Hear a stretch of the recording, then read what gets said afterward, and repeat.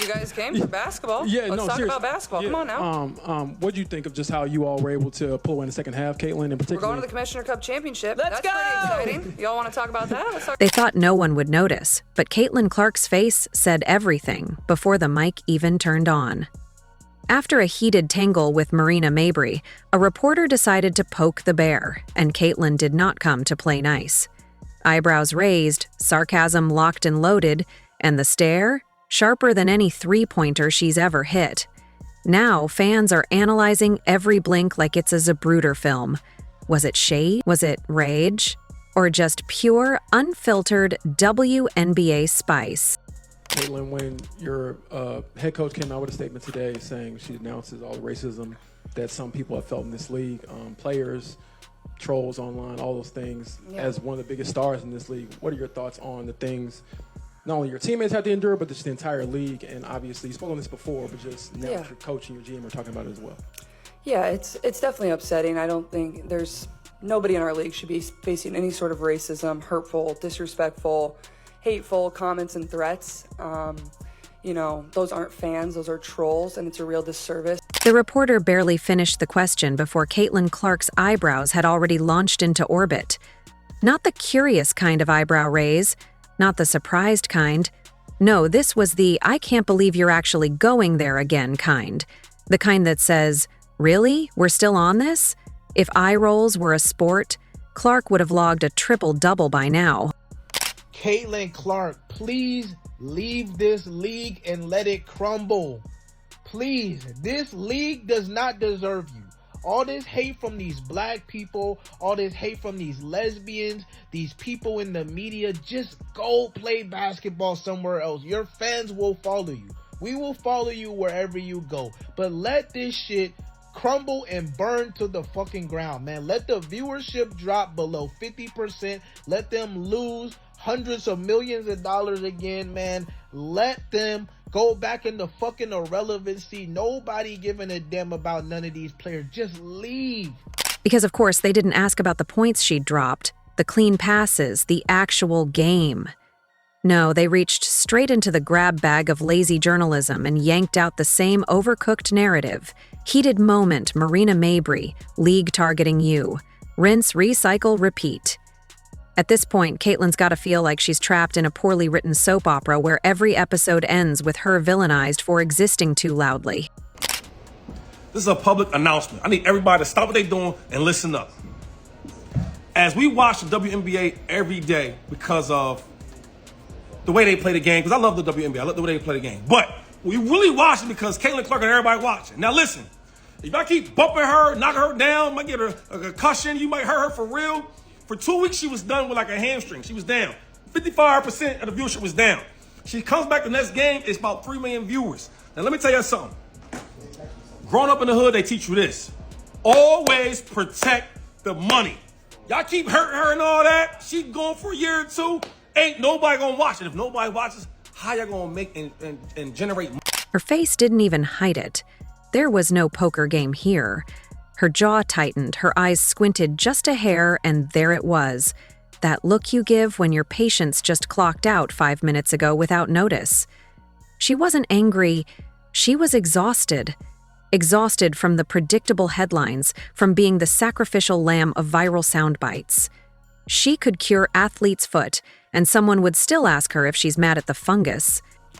Oh, she brings everyone in. Like, literally, she goes to the indoor volleyball team in Indianapolis, and, of course, the cameras are on her and the big screen, and she's doing pictures with the team, and people want to be around it because she's there. I'm a little surprised that they haven't. She did have part of the ownership group of a Cincinnati franchise. The NWSL went with Denver.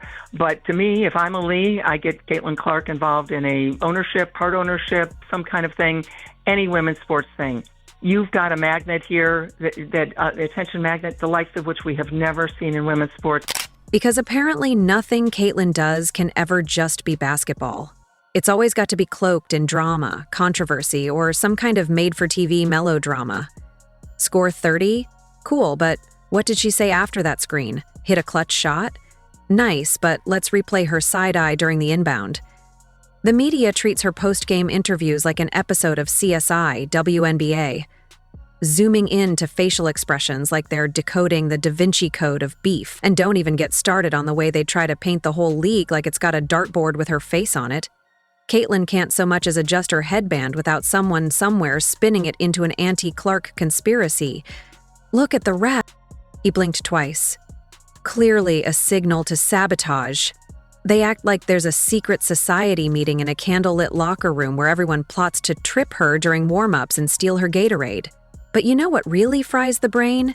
These same reporters will act shocked, when she looks fed up, as if anyone would be thrilled to sit through a press conference designed to spin your literal breathing into backlash. They come in with notepads sharpened like daggers, not to celebrate, but to interrogate. No wonder her answers are clipped and her smile is duct-taped to her teeth. She's not being rude, she's surviving a pop quiz on emotional endurance. Caitlin Clark, and I put this analogy in there. She's a player that you have to guard 94 feet. She can shoot. There's no question. Probably one of the best girls shooters I've seen in a minute. But what else can she do? Think about it. You know, and I'm trying to get you guys to understand this. Her passing capability of averaging nine assists per game. She's capable of doing that because the game is stretched so far for her. It's wide open. It have to be. You have to play. America.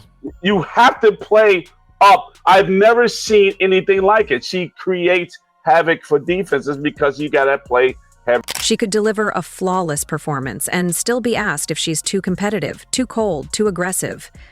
They dissect her personality like it's a failed science experiment. Smile too little? Ice Queen. Smile too much? Fake. Speak up? Diva. Say nothing? Standoffish? It's like she's trapped in a weird game of media bingo where every square is labeled something negative we can spin today. And the irony? Half the league is doing backflips trying to stay relevant, but Clark so much as stretches her ankle and it's headline news. Yet when she's done nothing wrong, they still squint hard enough to invent wrongdoing. It's as if peace and competence don't trend unless you're paired with a villain arc. And guess what? They've made Caitlyn that villain. Unwillingly, hilariously, but relentlessly. The whole everyone's against you narrative isn't even her style, but the media slaps it on her like it's her Instagram bio, because it's easier to sell paranoia than progress. They keep tossing her into this tired trope of the isolated superstar battling a league full of silent haters. Like she's not playing team ball, like she's in a Marvel movie and the entire roster is Thanos. Caitlin Clark is essential.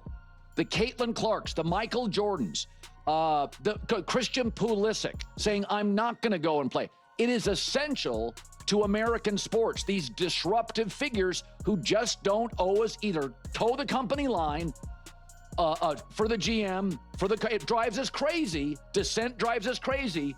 But Caitlin Clark is basically saying, yeah, I'm going to score. And while they're busy pushing that tired agenda, they're missing the bigger story. She's clearly tired of the noise. It's in her posture. It's in the way she exhales before answering. She's not just dodging questions. She's dodging landmines dressed up as journalism. There's a difference between tough reporting and baiting someone into a meltdown. And some of these post-game interrogations look like emotional ambushes with better lighting. And here's a wild idea. Ask her about how she's adjusting. Ask her what clicked in the third quarter. Ask her why her court vision is sharper than half the analytics team. But no, let's skip the basketball and go straight to the drama, because apparently we've all decided Clark is the main character in a league-wide Shakespearean feud. And it's not like she can dodge it. If she claps back, she's out of control. If she stays silent, she's too calculated. The same people obsessed with her reactions are the ones manufactured the pressure cooker in the first place. It's like poking a bear with a stick and then writing 1,000 words on how the bear seems edgy. Even more baffling is how they try to act like she's oblivious to the media circus, as if she doesn't own a phone, or brain, or both. Please, she knows the narrative. She knows when a question is a question and when it's just a trap wrapped in passive aggression. At this point, she could write the articles herself. Clark disrespects mascot with cold glare after timeout, and they'd still publish it. Merchandise sales for the WNBA have reportedly increased by 500% since her arrival, with Clark merchandise leading the way. Her games have drawn millions of viewers. We've talked about that before. The Indiana Fever's franchise value has reportedly quadrupled due to Clark's presence. Indianapolis has seen an increase in hotel bookings, tourism related to Fever games, and Clark's popularity. Some projections suggest Clark's presence could help the WNBA generate nearly $1 billion in revenue in 2025. But the most hilarious part, the absolute most, these same people will call her a media darling and then proceed to treat her like a piñata in every press conference. Smiling while swinging the stick, and then gasping when she doesn't explode into rainbows and sound bites. She's supposed to be grateful. She's supposed to be charmed by the relentless microanalysis of her daily existence. They want her to be fiery on the court, but demure at the mic, lead the league, but stay humble, be fierce, but not too fierce, be vocal, but not about the wrong things. They want the highlights, but none of the human, which is hilarious considering she's one of the most human players out there. Expressive, intense, unapologetically competitive. But no, keep asking about the incident, the look, the tension. Maybe next time she sneezes, someone can Photoshop Marina Mabrey into the background and call it round 2. Because clearly nothing else matters. Not growth, not adaptation, not skill. Just facial expressions and fictional vendettas. If Caitlin Clark had the time, she'd probably write her own headline. Player annoyed by repetitive questions. Media responds with more repetitive questions. Subheadline, no one's surprised. So the next time she sighs before answering, just know, it's not arrogance, it's not disrespect, it's not conspiracy fatigue. It's the exhaustion of being the most overanalyzed face in a league that pretends it's just asking normal questions. You want to know what's really heated? Her patience. And trust me, it's playing defense better than half the league. Right. Now, the guy brought up, she was poked in the eye, hit it in the face. But Monica absolutely ignores that, right? And has nothing negative to say about Marina Mabrey shoving Caitlin Clark over. Says it's a part of competition. What is competitive about that? What is competitive about somebody blindsiding somebody and shoving them? Now, mind you, she also didn't even acknowledge that Sheldon actually walked, after poking Caitlin in the eye, she walks up to her and like bumps her chest on Caitlin, which is why Caitlin shoved Sheldon off of her. And just when you thought the reporter might switch gears, might pivot ever so slightly into, I don't know, basketball, he hits Caitlin Clark with another angle about that so-called heated moment. Not a single nod to defensive schemes, not one question about rotations, nothing about the clutch adjustments her team made down the stretch. Nope, because clearly, actual basketball isn't spicy enough. What the people really want, apparently, is tabloid-tier drama disguised as post-game analysis.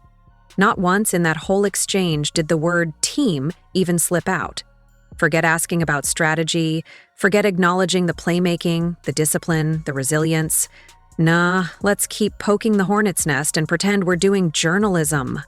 The whole thing was less of a press conference and more of an audition for Real Housewives of the WNBA. If this man had asked one more question about tension or intent, Caitlin might have turned into a statue just to end the interview. And that's the real joke. This isn't a one-off. This tired act plays out on loop like a broken record, narrated by someone who's never dribbled a ball or watched film. Because when it comes to officiating, it's suddenly radio silence. When refs miss obvious calls, when things go sideways on the court and impact the outcome in glaring ways, guess what? They vanish. No press conference, no grilling, no sweaty lights. The officials just pull a Houdini, slip into the void, and reappear at the next game like nothing ever happened. The jealousy is real. The jealousy is real. You know, This damn dump just can't get out of its own way. Yesterday should have been a celebration in the WNBA. Celebrate our missed layups. Even though the celebration was an illusion that masked the serious problem facing this league. You want accountability? Good luck. The players get dissected like lab frogs, but refs? They operate in an alternate universe where scrutiny is a myth and responsibility dissolves on contact. Caitlin could get hip-checked into the third row, and the question wouldn't be, why wasn't that called? It would be, was she being too intense? Because nothing screams productive journalism like blaming the bruised for being in the way. It's exhausting. The officials make baffling decisions, and yet the only people forced to answer for it are the ones getting elbowed. And if Caitlin so much as side-eyes a ref, suddenly she's problematic. The league doesn't even let us peek behind the curtain. Are the refs being held accountable? Are they sitting in a room post-game with management asking, hey, why'd you let a WWE match break out in the paint? Or are they just high-fiving each other and heading to Applebee's? It has to get better. Not in a vague, wishful thinking kind of way, but in a, hey, let's actually do our jobs kind of way. Because if this continues, if the officiating remains as transparent as a fogged-up mirror, the league will suffer, not just in credibility, but in morale. The players feel it, the fans see it. The optics are awful. And trust me, optics matter when your camera crew zooms into Caitlin Clark's soul every time she blinks too fast. Came to blows, okay? It was a lot going on.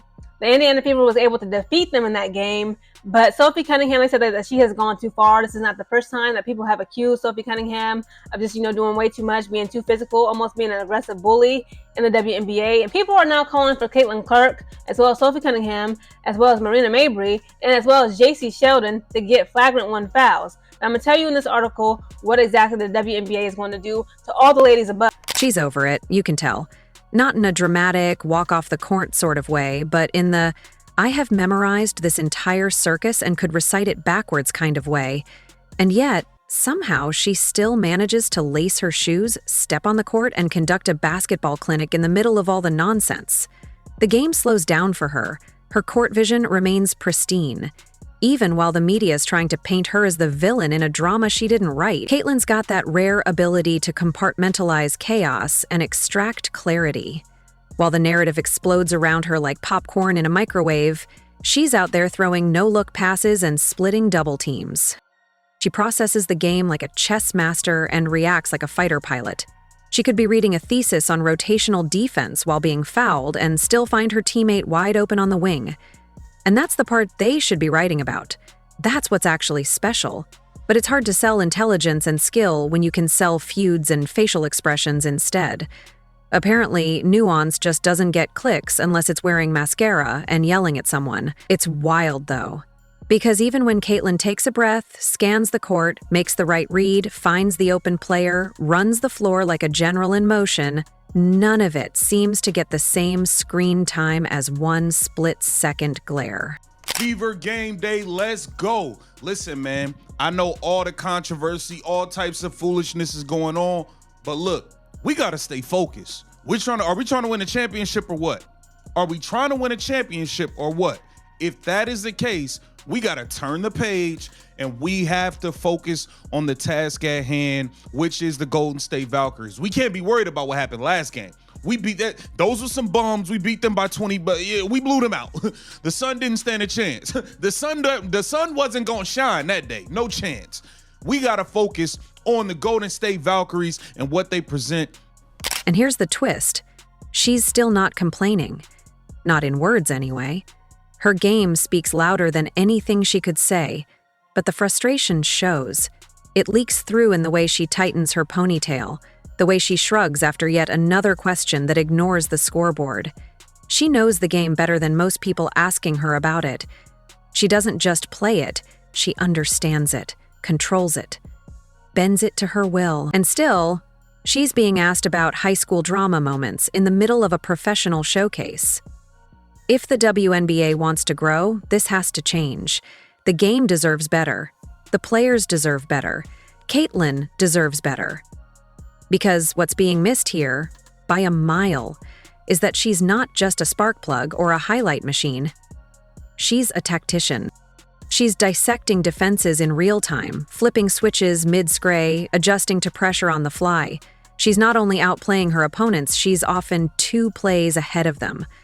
That's what we should be talking about. That's the story, not whatever playground narrative we've concocted out of a misinterpreted look and an echo chamber of bad takes. It's like watching someone ace the LSAT and then asking if they felt salty about someone taking their pen. The scale is wildly off. The media wants petty, she's brilliant, and they don't know what to do with it. She gets hit right here, pushes her, and then this bitch just takes her out. Marina Mabrey is ass. She has 6 points. This is her biggest highlight, and this is the biggest crowd that will ever watch this woman play basketball. Oh my. Bro, they ain't playing about Caitlin Clark this time. Nope. So yes, it's a tired act. One we've all seen before, one we can lip sync by now. Ask the wrong question, get the predictable reaction, write the cookie-cutter story. Meanwhile, Caitlin's doing actual work out there, navigating double teams, baiting help defense, pulling defenders out of position like she's conducting a symphony. But sure, let's ask about the vibe on the court instead. What's clear is this. The league can't afford to keep playing this game because eventually the players will get fed up, the fans will tune out, and the narrative will eat itself. The WNBA has lightning in a bottle with Caitlin Clark, but if all we do is reduce her to a meme-worthy eye squint, we're wasting it. She deserves the microphone only if the question is worthy of her game, because that's the thing she keeps showing up with, even when everything else feels like background noise on repeat.